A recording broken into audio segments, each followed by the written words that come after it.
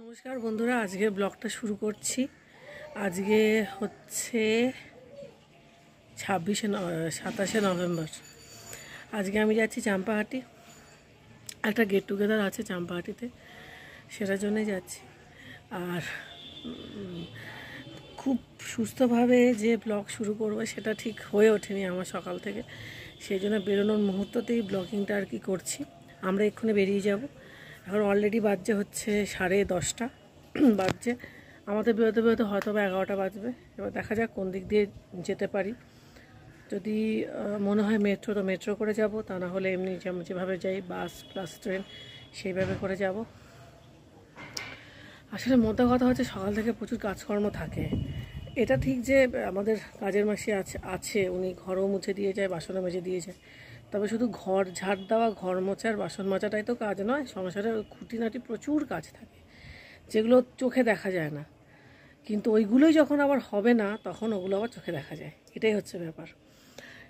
আর যে আমাদের কাজের মাসি, উনি একদিন ওপর মোছেন, একদিন নিচ মোছেন, ব্যাপারটা এরকম। তো আজকে নিচটা মুছেছে, আর ওপরটা আমি আজকে ঝাঁট দিয়ে নিয়েছি। আজকে আর মোছার টাইম পাইনি। ওই জন্যই বললাম কথাটা। শুধু কাজের লোক আছে মানে যে সেই বাড়িতে কাজকর্ম নেই তা কিন্তু নয়। অনেকের এই ধারণাটা কিন্তু রয়েছে যে কাজের মাসি আছে তাহলে বুঝি এই বাড়ির লোকেরা ভীষণ ফ্রি, বা এই বাড়ির বউরা ভীষণ ফ্রি, তাদের সংসারে কোনো কাজ করতে হয় না। সেটা কিন্তু সম্পূর্ণ ভুল কথা। তারা যেমন আছেন তেমনি সংসারে প্রচুর, শুধু ঘর ঝাড় দেওয়া, ঘর মুছলাম আর খাওয়ার সময় খেলাম, সেটুকু তো আর জীবন নয়। একটা সংসারকে চালাতে গেলে অনেক কিছু লাগে, অনেক কিছু লাগে, মাথায় প্রচুর কিছু চলে। তার উপরে আমার একটা ছোটো বাচ্চা আছে, মেয়ে টিউশনি আছে, স্কুল আছে, অনেক ব্যাপার আছে। আর এত ধুলো, ওই ধুলো না দেখলে কেউ বিশ্বাস করতে পারবে না।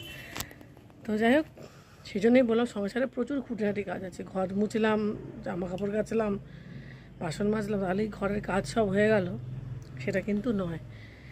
ঘর গুছিয়ে রাখাটাও কিন্তু অনেক বড় একটা দায়িত্ব, প্রচুর বড় দায়িত্ব।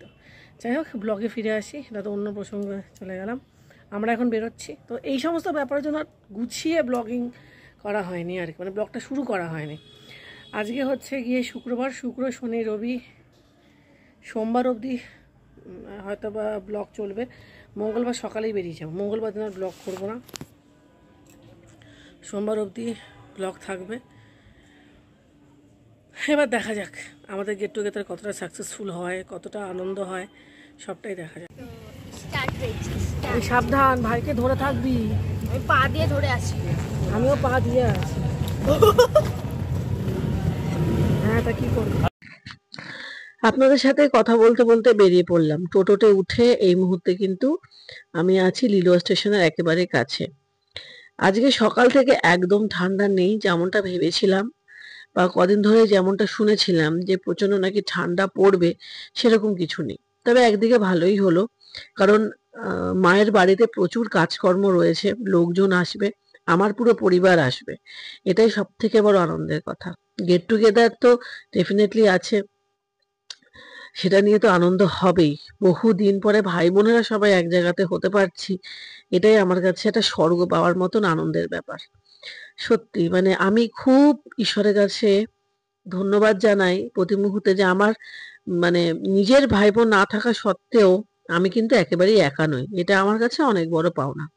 সেই জন্য আমি প্রচন্ড পরিমাণে খুশি এবং এক্সাইটেড। তবে যাই হোক, লিলুয়া স্টেশনে চলে এসেছি এবং আমাদের ট্রেন একটু পরেই আসবে।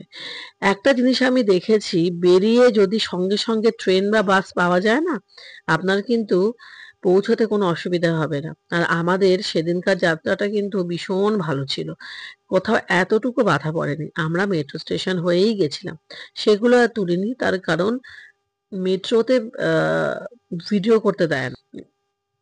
ভেতরটা আমি খুব একটা ভালো করে করতে পারিনি, কারণ তাতে বাধা নিষেধ আছে অনেক। এখানে একটা মজার ব্যাপার হবে, এই যে দেখছেন লিলুয়াতে দাঁড়িয়ে আছি ট্রেনের জন্য, এবার ঝপ করে দেখবেন পৌঁছে গেছি চাম্পাহাটিতে। এই এখন একেবারে চাম্পাহাটিতে টোটোতে বসে আছি, সেই চেনা রাস্তা, যেখানে গেলে আমি একেবারে আমার প্রাণটা ফিরে পাই। সবারই একই কথা, নিজের জন্মস্থান বন্ধুরা সবাই আমার মনে হয় গেলে প্রাণ ফিরে পায়। মেয়েরা একটু বেশি রিলেট করতে পারে এই আর কি। আবার যারা ছেলেরা হয়তো বা বহু বছর ধরে বাড়ির বাইরে আছে, দেশ ছেড়ে আছে, তারা আবার আমার এই কথাগুলোকে রিলেট করবে। এটাই হচ্ছে জীবন, তাই না? তো যাই হোক, চাম্পাহাটির পরিবেশ তো সকলেরই জানা, গ্রাম্য পরিবেশ, এখন মফস্বলে পরিণত হয়েছে। কিন্তু আমি আমার ওই গ্রাম চাম্পাহাটিটাকে বেশি মিস করি, কারণ গ্রামের মর্ম আমি এখন ভালো করেই বুঝতে পারছি। শহর আমার জন্য নয়, এত আওয়াজ, এত যানবাহন আমার ভালো লাগে না, সত্যি ভাল লাগে না। গ্রামের মতন শান্ত পরিবেশটাই আমার জন্য প্রযোজ্য। চারিদিকে গাছপালা হবে, ট্রেনের আওয়াজ শোনা যাবে, এটাই আমার কাছে খুব, মানে কি বলবো, পছন্দের ব্যাপার। তো যাই হোক, এখন একেবারে বাড়ির কাছে চলে এসেছি এবং আমি টোটোতে বসেই দেখতে পাচ্ছি মা আর ছোট মাসি দাঁড়িয়ে আছে। যখনই ট্রেনটা ঢুকেছে তখনই থেকেই মনে হয় মা বুঝতে পেরেছে যে হ্যাঁ, এবারে আমরা এই ট্রেনে করেই নামবো। অবশ্য আমি নিউ গড়িয়া স্টেশন থেকে মাকে ফোন করে বলেও দিয়েছিলাম যে আমরা বনগাঁতে উঠবো। চলুন এবার টোটো থেকে নামি, নেবে এবার আমার বাড়ির দিকে আস্তে আস্তে করে এগিয়ে যায়। সে আমাকে ফোন করেছিল, আমার ফোন কিছু তোলা হয়নি।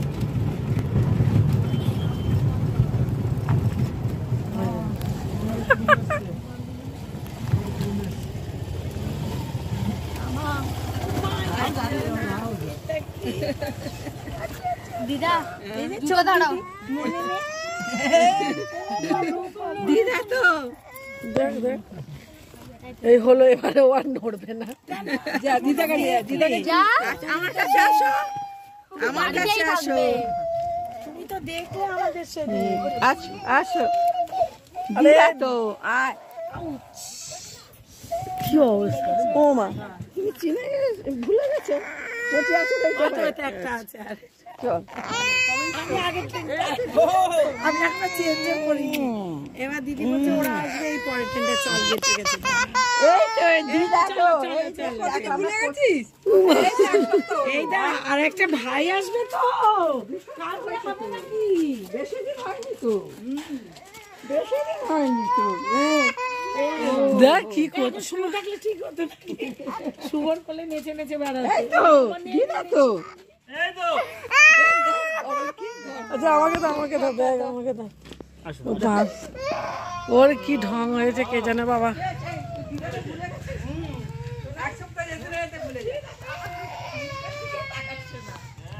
খোলা আছে, যা।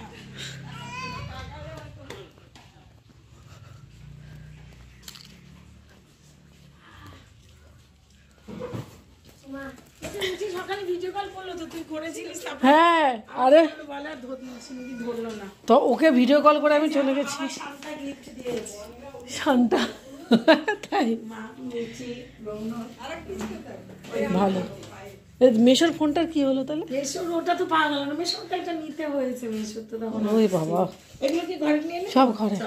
তার মানে সবই ঠিক আছে বন্ধুরা, কিন্তু বাড়িতে ঢোকার পরে যখন ইজি চেয়ারটাকে দেখি তখন মনটা খারাপ হয়ে যায়, এই আর কি। যাই হোক, ঠিক আছে, সবকিছুই তো আগের মতন সবসময় থাকে না, তাই না? বদলটাকে তো মেনে নিতেই হবে, এটাই তো নিয়তি।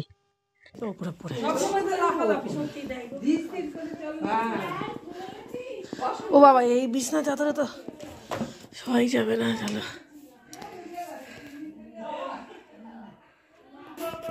সব ঠিক আছে, কিন্তু বাবার এই ছবিটা দেখলে মনটা খারাপ হয়ে যায়।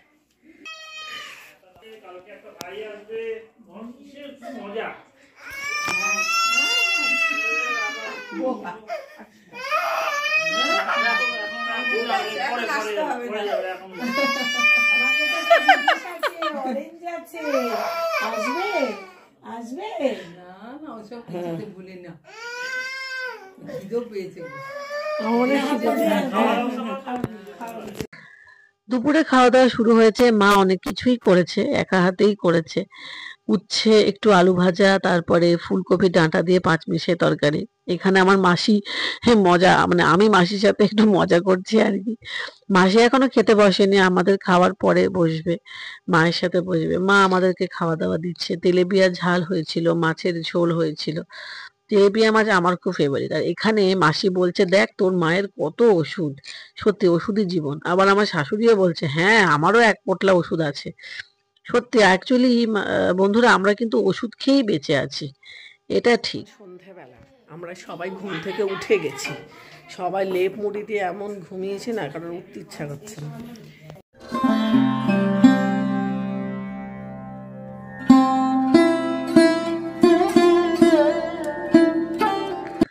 এই ধূপকাঠিটা আজকে ফ্লিপকার্টে এসেছে, এত সুন্দর গন্ধ, আমার মন ভরে গেছে। আমি একটু পরে ব্লগেও বলবো। ইতিমধ্যে আমার বোনও চলে এসছে, রোশনি চলে এসছে। রোশনিকে তো এর আগেও আপনারা সবাই দেখেছেন। একটু চা কেক খাওয়া হচ্ছে, ও এই সময় একটু জল খাচ্ছে আর আমি একটুখানি ওর সঙ্গে মজা করছি, এই আর কি। তো যাই হোক, আমাদের মজা আনন্দ কিন্তু ইতিমধ্যে শুরু হয়ে গেছে, আর আমি কিন্তু খুব ভালো আছি বলতে পারেন, ভীষণ। সন্ধেবাতি দেওয়া কমপ্লিট, আর এই ধূপটার খুব সুন্দর গন্ধ। এবার চলুন দেখি কে কি করছে। সবার আগে হচ্ছে এই যে সবে ঘুম থেকে উঠলেন, ইনি এখনো ঘুমোচ্ছেন। সবাই রাতের বিছনা করে শুয়েছি আমরা। এই যে এরা দুজনে টিভি দেখছে। যে মাসির এখনো অব্দি আলস্যি ছাড়েনি।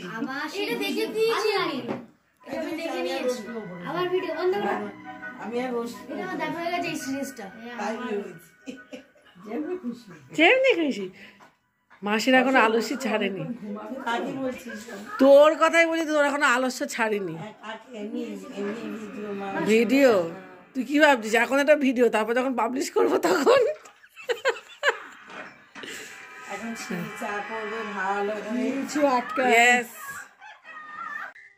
এখন কে কোথায় কিভাবে শোবে সেই সমস্ত নিয়ে মাসির সাথে মা একটুখানি কথাবার্তা বলছে। মাসি বলছে যে মাসি আর রোশনি ওপরে শোবে আর আমরা সবাই নিচে শোবো। ঠিক আছে, সেটাই হলো। হ্যালো, এবার আমি চা করবো। বড় মামি বলে দিয়েছে শুটকিটা আগে করবি, ওই জন্য শুটকিটা তো আগেই করা হবে, বেশ ভালো করে করা হবে। শুটকি হচ্ছে আমাদের জাতীয় খাবার। আমার মায়ের এই ন্যাকড়াগুলো যে কবে সরবে আমি সত্যি কথা বলতে জানি না। চলুন এবার একটু খেসারির ডালের বড়া হবে রাতের বেলা, আর ভাত করতে হবে। ভাত মনে হচ্ছে খুব একটা বেশি নেই, ভাত হয়ে যাবে, ভাতও করতে হবে না, আছে ভাত। ওমা ভাত আছে গো, ভাত করতে হবে না।